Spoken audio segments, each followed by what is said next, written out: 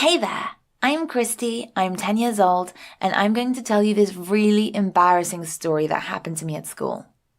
I was 5 when my mum discovered that there was something wrong with me, and I had to do this surgery in my upper thigh.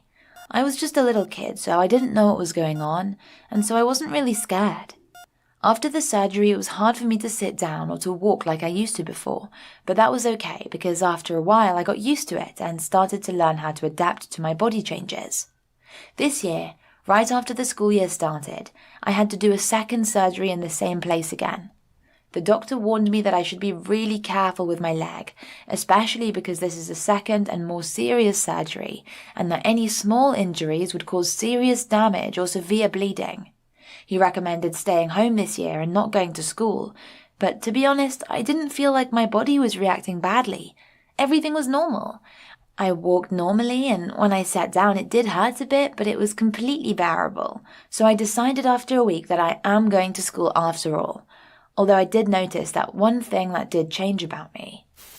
The thing is, I started noticing that my reaction to everything that had to do with blood is really bad. I mean really bad. It would make me sick to my stomach, and I might even faint, like if I see someone bleeding or feel that I might be bleeding. I'd feel really nauseous, even if it was just a really small amount of blood. It didn't really matter. Anything red that came out of anyone's body just made me feel out of it.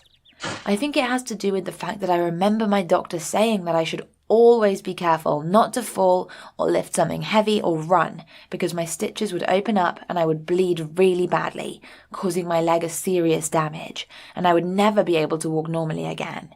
So I took every word he said seriously. As any regular 10-year-old child, all my classmates usually play during lunch break at school. Either the boys run after each other or the girls jump with a rope, and since I can't do all of this to take care of my leg, I would sit with my best friend Jessie, who was always kind to me and preferred hanging out with me than playing with the other kids. And we would talk about Caleb, this boy that I really like. Caleb is 12. He has this soft hair and brown eyes, and he is the teacher's favorite student. He is really smart, and he is always nice to me and helps me with homework sometimes. He is a really good friend. Anyway, what happened was that I was in the schoolyard at our usual lunch break, and I was just walking around with Jessie, thinking how we can convince her parents to let her come after school to my place so we could have a sleepover. We were talking, and then I noticed something really horrible. My pants were filled with blood.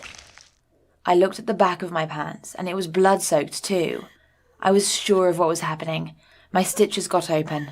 I knew what was going to come.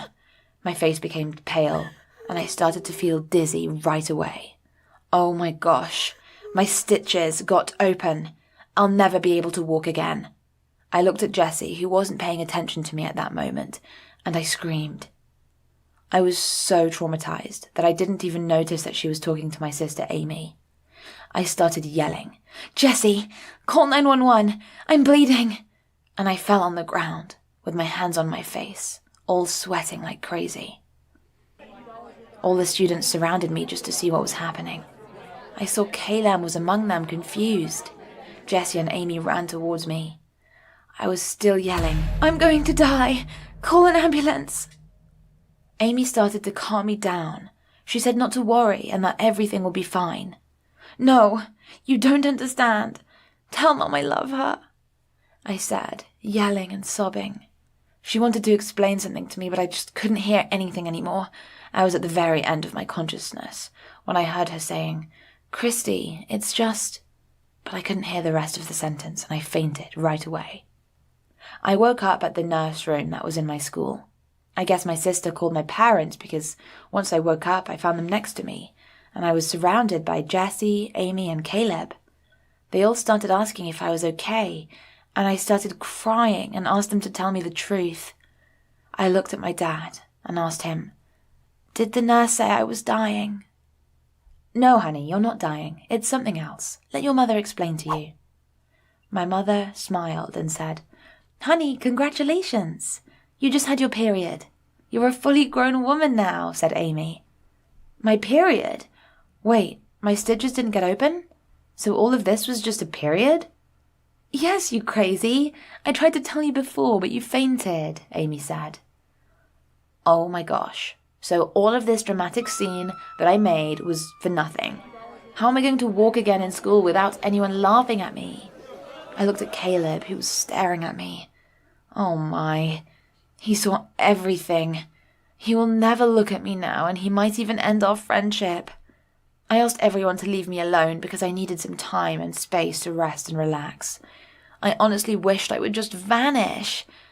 Just to disappear until this story was forgotten. I didn't want anyone to see me, so I skipped school and just hid in my room, hoping everyone would just forget everything that happened. On the 6th day of my absence from school, while doing absolutely nothing at home, I heard the doorbell ring. I opened it, and to my surprise, it was Caleb standing there, with a little red box in his hand. "Here, I brought you a gift," he said. "What is it?" I asked. "Open it," he answered. I opened it. It was a box filled with tampons and chocolate, and a little note that said, "I'm glad you survived. Come back to school." The note made me smile, but I was still ashamed. "Are you making fun of me?" I said angrily. "Why do you have to make everything such a big deal? I buy tampons for my sister all the time," he said. "Just relax. Let's eat some chocolate and have a good time. Unless you keep reminding everyone of what happened by your reactions, no one will ever remember." His words did make sense to me, and I agreed with him. Then he went in and we hung out together. He even told me that he always liked me. I couldn't be happier, and I was secretly so glad that this incident happened to me.